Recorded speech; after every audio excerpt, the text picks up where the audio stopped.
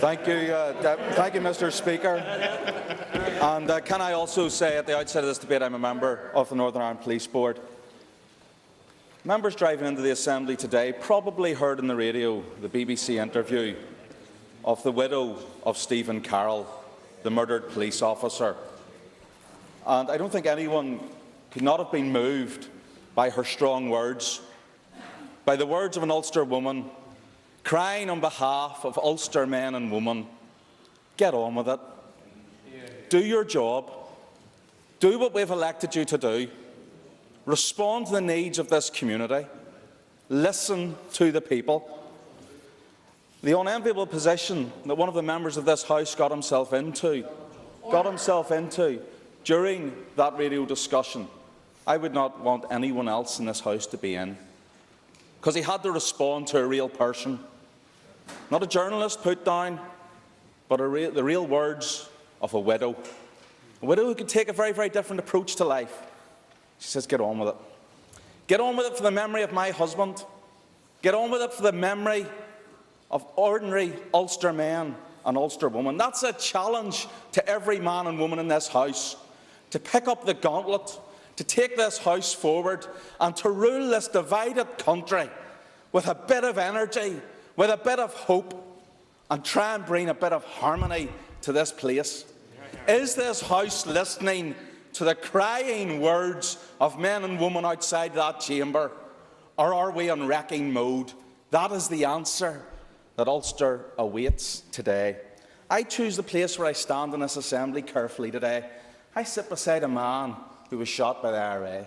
I sit behind a man who was a gallant member of the Royal Ulster Constabulary. It tells its own story about the strength of feeling in this party, about the strength of feeling in this House that there is to take this land forward.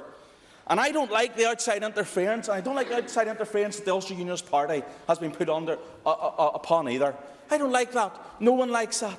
But it does not take away from our duty and our responsibilities as members of this House to take the difficult decisions, to do what is right, because it is exactly the taking of those difficult decisions that will make this House noble instead of a house of ridicule. Will the member give way? Go ahead. Mr. Speaker, I thank the member for giving way. What message does the member think the dissident IRA bombers who exploded a bomb outside Newry Courthouse would have for this House today? Would they be supporting the policing and justice devolution, or would they be opposing that devolution? And what was the reason they exploded that bomb? Was it to frighten some people out of taking the right decision? And the member's not admitted onto his time. Thank you, Mr. Speaker. Can I say that I hope members take the right decision, not because of outside interference. I hope they're not scared away. I hope that they do the right thing. They do the right thing because of the people that we all represent. We made a manifesto pledge to come into this House that there would not be a Sinn Féin minister over police and justice for exactly some of the fears of some of my colleagues and some of the things that have happened in our land. We can say, on that point, we have delivered. It's mission accomplished. Yes, we've come to agreement, and yes, the compromise is that we don't take that post either. But it's exactly taking those tough decisions, as I've said earlier, will make this House noble instead of making it a house of ridicule. But there's some want to continue to be the place of ridicule, and we should not rise to the scare tactics that Sinn Féin will not support operational decisions, because the very people who say that have themselves failed to support operational decisions by the police. And I just wish that some of those people would lead by example. There is a default that the position that we've negotiated will not go back to a grab all after 2012. A safeguard that this party put in place for unionism that was not there in 2003, not there in 2005. Why were the UUP willing then, but not willing now? That's the question. Mr. Deputy Speaker, finally, there will be some issues raised about national security, a matter which is important to me and a matter which is important to other members in this House.